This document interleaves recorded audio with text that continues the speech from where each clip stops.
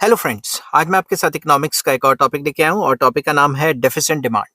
Macro economics का topic है और चैप्टर का नाम है determination of equilibrium level of income and output. और इस चैप्टर के सारे लिंक्स आपको इस वीडियो के डिस्क्रिप्शन में मिल जाएंगे। तो इस वीडियो में मैं डिस्कस करूंगा डेफिसिएंट डिमांड क्या होता है, इसका मीनिंग क्या है, इसका डायग्राम, इसके कॉजेज और इसकी रेमेडीज। ठीक है, लॉन्ग क्वेश्चन होने वाला है और किस हिसाब से आपने लिखना है पेपर में उस हिसाब से मैंने लिखा हुआ है। तो चलिए शुरू करते हैं। Deficient demand is defined as the amount by which actual aggregate expenditure, that is aggregate demand, falls short of aggregate supply या aggregate output corresponding to full employment level in an economy। तो simple words में डेफिसिएंट demand एक ऐसी situation है जिसमें aggregate demand कम रह जाता है एग्रीगेट सप्लाई पे।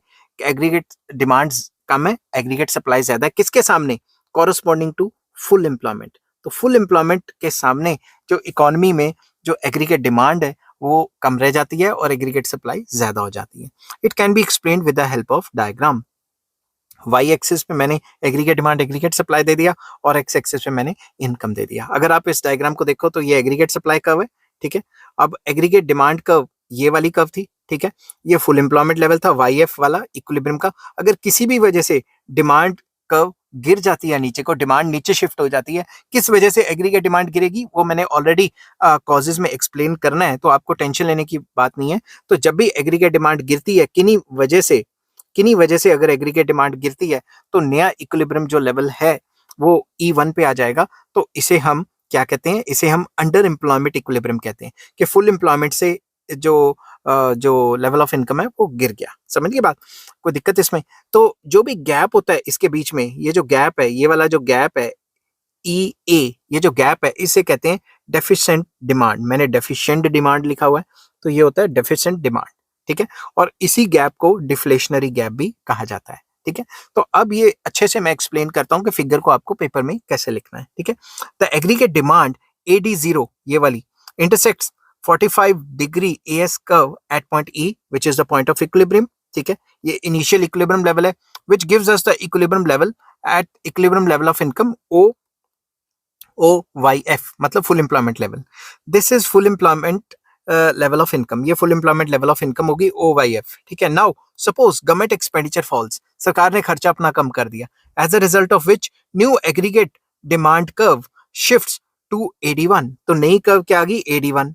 ठीक है, at the full employment level of income AS is OYF, aggregate supply जो है वो OYF है, और EYF तो OYF भी कह सकते हो और EYF भी कह सकते हो, एक ही बात है। ठीक है, ये और ये एक ही बात है, क्योंकि 45 डिग्री ट्रिग्नोमेट्री लगाऊंगा तो वो आ जाएगी। अब यहाँ पे उसको कंफ्यूज नहीं करते। This is greater than the actual demand of AYF। तो बेसिकली एक्चुअल डिमांड कितनी है? इक्विलिब्रियम लेवल पे अगर देखें तो एक्चुअल डिमांड है इतनी। ठीक है, और जो सप्लाई होगी हुई है वो ज्यादा होगी हुई है, तो डिमांड कम है और सप्लाई ज्यादा है। समझ की बात? The deficient demand at the full employment income is EA। तो ये जो EA है, इतनी डिमांड की जो है कमी हो गई है। ठीक है, तो इसीलिए इसको डेफिशिएंट डिमांड कहा जाता है। तो अब होता क्या है इसमें? whenever deficient demand occurs, जब भी डेफिशिएंट डिमांड आती है इकोनॉमी में, the economy can not be in equilibrium at full employment level. तो इकोनॉमी फुल एम्प्लॉयमेंट लेवल पे तो इक्विलिब्रियम पे रही नहीं, अब तो अंडर एम्प्लॉयमेंट लेवल पे आ गई E1 पे। तो वही बात लिखी हुई है, this situation the situation of deficient demand will lead to a fall in output and income to OY1। तो आउटपुट और इनकम OY1 तक गिर जाएगी, पहले से कम हो जाएगी। समझ की बात? Which is below the full employment level, जो कि फुल एम्प्लॉयमेंट लेवल से कम है, causing unemployment in the economy. तो इससे क्या होगा? ये जो अनएम्प्लॉयमेंट लेवल है इकोनॉमी में आ जाएगा। पहले फुल एम्प्लॉयमेंट में इतनी तनख्वाह थी, यहाँ पे कई बुक्स में मैं आपको बता दूं, यहाँ पे इनकम एंड एम्प्लॉयमेंट भी लिखा होता है कि पहले इतनी एम्प्लॉयमेंट लेवल थी, अब इतनी एम्प्लॉयमेंट लेवल हो गई है, और वो कह देते हैं भाई इतनी लेवल की अनएम्प्लॉयमेंट है, अनएम्प्लॉयमेंट। ठीक है, ये आप फुल लिख लेना। तो उसके बाद क्या होता है? As the aggregate demand is not sufficient to purchase the potential output, demand इतनी नहीं है कि जितना माल बना उतना सबका सब बिक जाए। Producers in the economy would like to produce less, तो उनकी इन्वेंटरीज बढ़ जाएंगी, तो जब तक पुराना माल नहीं बिकेगा वो फर्दर कम बनाएंगे। As a result income output and employment in the economy will fall. तो इनकम एम्प्लॉयमेंट आउटपुट तीनों इकोनॉमी में गिर जाएंगे। दस a situation of deficient demand points to underutilization of resources. तो जब भी deficient demand होती है तो इकोनॉमी के रिसोर्सेज अच्छे तरीके से इस्तेमाल नहीं हो पाते, फुल एम्प्लॉयमेंट से नीचे रह जाते हैं, जिसको अंडर यूटिलाइजेशन कहा जाता है. Deficient demand leads to fall in prices as well because of excess supply. Market में क्या डिमांड कम है, सप्लाई ज्यादा रहेगी, तो इससे प्राइसेस भी गिर जाते हैं. Thus deficient demand causes the economy's income, employment and output and prices to decline, pushing the economy into under employment equilibrium. तो इसकी वजह से जो इकोनॉमी है वो फुल एम्प्लॉयमेंट से निकल के, ये क्या था, फुल एम्प्लॉयमेंट लेवल, इससे निकल के अंडर एम्प्लॉयमेंट इक्विलिब्रियम पे पहुंच जाती है. ठीक है. Under employment equilibrium is the level of income which is less than full employment level of income. ये तो सबको पता है, फुल एम्प्लॉयमेंट के नीचे आता है. In other words, deficient demand has the potentiality of deflation. तो deficient demand में potentiality होती है, potential होता है कि वो deflation क्रिएट कर दे, मार्केट में प्राइजेस को गिरा दे. समझ की बात. अभी घर के बाहर हॉर्न किसी ने मार दिया, चलो कोई बात नहीं, मैं तो पढ़ाता रहूंगा. This is why deficient demand is known as deflationary gap. इसीलिए ये जो डेफिशिएंट डिमांड है, इसके बीच में जो गैप है, डेफिशिएंट डिमांड को डिफ्लेशनरी गैप भी कहा जाता है. समझ की बात. फिर से मैं एक्सप्लेनेशन पे जाता हूँ. Deflationary gap represents the difference between actual aggregate demand and the level of aggregate demand required to establish the equilibrium at full employment level of income. तो डेफिशिएंट डिमांड या डिफ्लेशनरी गैप हमें ये दिखाती है कि डिमांड की कितनी कमी है. अगर इतनी डिमांड और होती तो हम फुल एम्प्लॉयमेंट पे चले जाते. The deflationary gap is the measurement of deficiency of aggregate demand. जैसे मैंने एक्सेस डिमांड में बताया था कि जो जो इन्फ्लेशनरी गैप है उसके थ्रू हम पता लगा सकते हैं कि एक्सेस डिमांड कितनी है, वैसे ही डिफ्लेशनरी गैप के थ्रू हम पता लगा सकते हैं कि डेफिशिएंसी कितनी है डिमांड की. कॉजेज क्या है, मैंने आपको जैसे पहले बताए थे कि एग्रीगेट डिमांड के जितने भी कंपोनेंट्स है वो गिर सकते हैं. AD is equal to C plus I plus G plus X minus M था, उनको गिराना ही है. The reasons for deficient demand are obviously fall in the value of all various components of aggregate demand as below. Number one, fall in the consumption expenditure by households due to increased propensity to save. अब वो अपना खर्चा कम करते हैं, saving ज्यादा करते हैं. सी गिर गया, मतलब प्राइवेट कंजम्पशन एक्सपेंडिचर गिर गया. Decrease in the private investment expenditure, I भी जो आई का कंपोनेंट है वो भी गिर गया.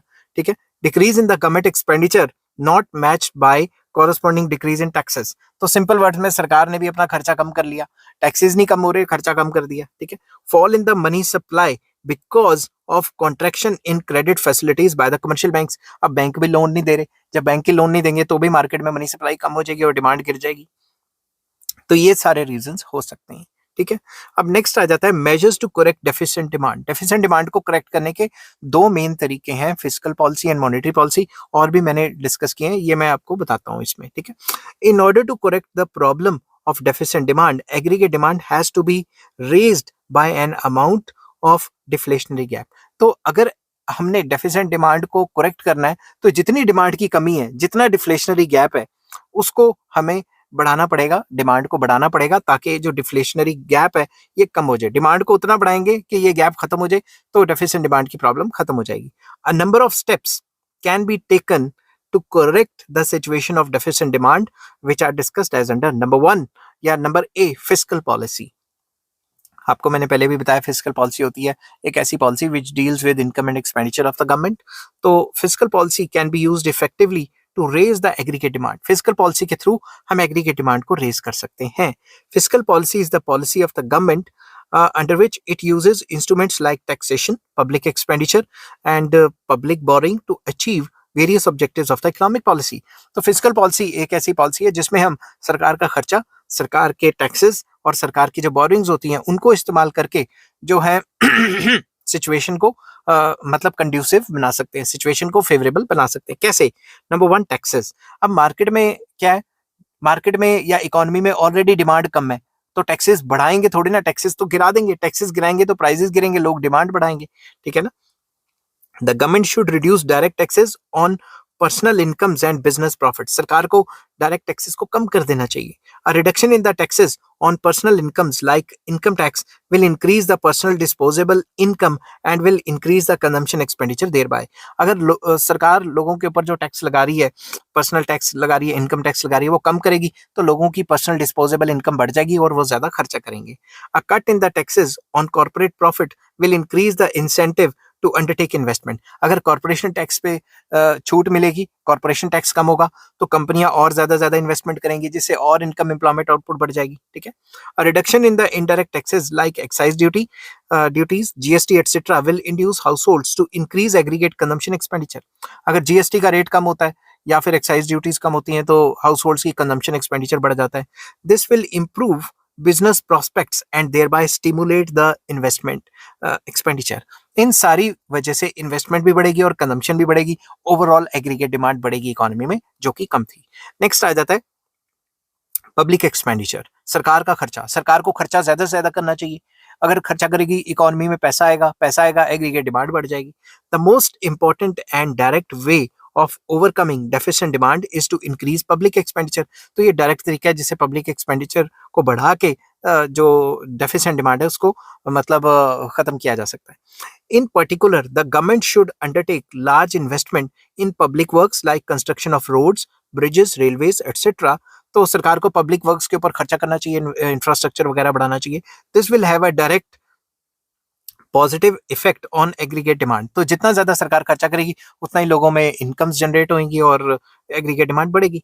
इन addition, the government should undertake various welfare measures like unemployment relief, old age pensions etcetera to boost the aggregate demand. तो जो सरकार डायरेक्ट जो खर्चा कर रही है इंफ्रास्ट्रक्चर पे, उसके अलावा सरकार को वेलफेयर स्कीम्स पे भी खर्च करना चाहिए ताकि लोगों के पास पैसा आए।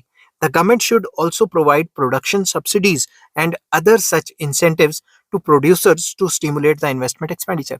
तो सरकार इस तरीके से खर्चा भी करे कि प्रोड्यूसर्स को सब्सिडी प्रोवाइड करे, जिससे जो प्रोड्यूसर्स हैं अपनी इन्वेस्टमेंट को बढ़ाएं। नेक्स्ट आ जाता है public borrowings. Public borrowing should be discourage. सरकार अब पब्लिक से बोरो ना करे, क्योंकि मार्केट में ऑलरेडी कम पैसा है। समझ गए ना बात? This will leave more income and purchasing power with the people who will be tempted to increase aggregate consumption expenditure. अगर पब्लिक बोरिंग करेगी, ज्यादा से ज्यादा बोरिंग करेगी पब्लिक से, बैंकों से, तो उनके पास तो पैसे नहीं बचेंगे। तो अगर कम से कम पब्लिक बोरिंग करेगी तो उनके पास पैसे बचेंगे, और अगर पैसे बचेंगे तो उस पैसे से वो खर्चा कर सकते हैं, जिससे जो डिमांड की कमी है इकोनॉमी में वो पूरी हो सकती है। नेक्स्ट आ जाता है deficit financing. The government should pursue the policy of deficit financing. सरकार को डेफिसिट फाइनेंसिंग करनी चाहिए, मतलब अपना खर्चा ज्यादा करे, आमदनी जो है उसके पास कम हो, खर्चा ज्यादा करने के लिए आरबीआई से बोरिंग करे या नए नोट छापे। This will increase the government ability to spend, क्योंकि सरकार की खर्चा करने की एबिलिटी बढ़ जाती है इसके अंदर। As a result the aggregate demand will increase, इससे भी एग्रीगेट डिमांड इंक्रीज हो सकती है। तो ये तो था फिस्कल पॉलिसी के मेजर्स। नेक्स्ट आ जाते हैं मॉनेटरी पॉलिसी के अंदर क्या क्या करें कि डिमांड जो कम है उसको बढ़ाया जा सके। तो इसमें क्या होता है, expansionary monetary policy should be pursued so as to increase consumption expenditure and also to stimulate investment in the economy.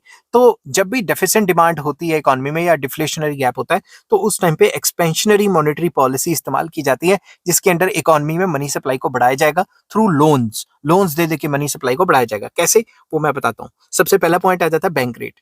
तो बैंक रेट क्या होता है, the central bank of the country should reduce bank rate to overcome the situation of deficit demand in the economy. Bank rate वो rate है जिसपे RBI या central bank छोटे बैंकों को लोन दे रहा है, वो लोन का रेट कम कर देगा। तो जो छोटे बैंक है वो आगे रेट ऑफ इंटरेस्ट कम पे जब लोगों को लोन देंगे तो लोग लोन्स लेंगे, तो डिमांड बढ़ जाएगी क्रेडिट की। ठीक है ना? A decrease in the bank rate would lead to a corresponding decrease in the rate of interest charged by the commercial banks from their customer। तो जो बैंक आगे चार्ज करते हैं वो रेट ऑफ इंटरेस्ट भी कम हो जाएगा। Lower cost of credit from the banks would increase the amount of credit borrowed from them. तो उससे क्या होगा, सस्ते रेट ऑफ इंटरेस्ट पे कर्जा मिल रहा है तो लोग कर्जा ले लेंगे, लोन्स ले लेंगे। This will have expansionary effect in the economy as the consumers and investors will increase their borrowings from banks leading to increase in aggregate demand। तो लोग बैंकों से ज्यादा पैसा लेंगे कर्जे में और ज्यादा गुड्स एंड सर्विसेज खरीदेंगे, जिसकी वजह से डिमांड, एग्रीगेट डिमांड बढ़ जाएगी। नेक्स्ट आ जाता है open market operations. The central bank should pursue the policy of buying government bonds and securities from the commercial banks and public. तो ओपन मार्केट ऑपरेशंस का मतलब क्या होता था, buying and selling securities in the open market. तो central bank open market में खरीदता भी था और बेचता भी था, बट जब डेफिसिट डिमांड होगी तो सेंट्रल बैंक ये सिग्नल्स देगा कि we are ready to buy back the securities and bonds जो हमने इश्यू किए हुए हैं, तो वो लोगों से या पब्लिक से या बैंकों से वो जो बॉन्ड्स हैं वो वापस खरीदना शुरू कर देगा। जब वापस खरीदेगा तो लोगों को या बैंकों को पैसा दे देगा, तो मार्केट में और ज्यादा पैसा आ जाएगा। When the central bank buys government securities from the public and commercial banks by paying them in cash, the flow of cash in the economy increases. तो मार्केट में जो फ्लो ऑफ कैश है वो बढ़ जाएगा। This will increase the cash holdings of commercial banks. Commercial banks के पास अब पहले से ज्यादा पैसा आ जाएगा फाइनेंशियल इंस्टीट्यूशंस के पास। To that extent banks will increase their loans and advances. Bank उस फालतू पैसे का करेंगे क्या, लोन्स वगैरह ही देंगे ना। This will have expansionary effect on the economy. जब ज्यादा लोन्स देंगे तो ज्यादा इकोनॉमी आ जाएगी, ठीक है। ज्यादा लोन्स देंगे तो वो फिर ज्यादा वो पड़ जाएगा, क्या कहते हैं, ज्यादा लोन देने से इकोनॉमी में ज्यादा डिमांड आ जाएगी, ठीक है। नेक्स्ट आ जाता है कैश रिजर्व रेशो, जिसको सीआरआर कहा जाता है। Cash reserve ratio needs to be reduce to overcome the situation of deficient demand. तो कैश रिजर्व रेशो क्या था कि जो छोटे बैंक है, कमर्शियल बैंक्स, उनका कितना परसेंट पैसा सेंट्रल बैंक के पास पड़ा रहता है, ठीक है। तो उसको रिड्यूस करने की जरूरत है। A decrease in the CRR means that the commercial banks are required to keep less cash with the central bank. अब छोटे बैंकों को सेंट्रल बैंक के पास कम पैसा रखना पड़ेगा। Consequently cash flow with the commercial banks increase. उनका जो कैश फ्लो है बैंक्स का वो इंक्रीज हो जाएगा, which will increase the capacity of banks to give loans and advances. अब बैंक पहले से ज्यादा लोन दे पाएंगे क्योंकि उनका कम पैसा ब्लॉक्ड है सेंट्रल बैंक के पास। This will have expansionary effect on economy. इसकी वजह से एक्सपेंशनरी इफेक्ट आएगा इकोनॉमी में, ज्यादा लोन्स दिए जाएंगे जिससे एग्रीगेट डिमांड बढ़ जाएगी। नेक्स्ट आ जाता है export promotion measures, very important. The government should undertake various export promotion measures like subsidies and taxes incentives to exporters to stimulate export. Export को बढ़ाने के measures दिए जाएं। समझ गए बात? जितना फालतू माल बनाएंगे उतना ज्यादा बाहर एक्सपोर्ट कर दें। एक्सपोर्ट करेंगे तो बाहर से डॉलर ही आ रहे हैं ना। Export promotion measures will increase demand for domestic products.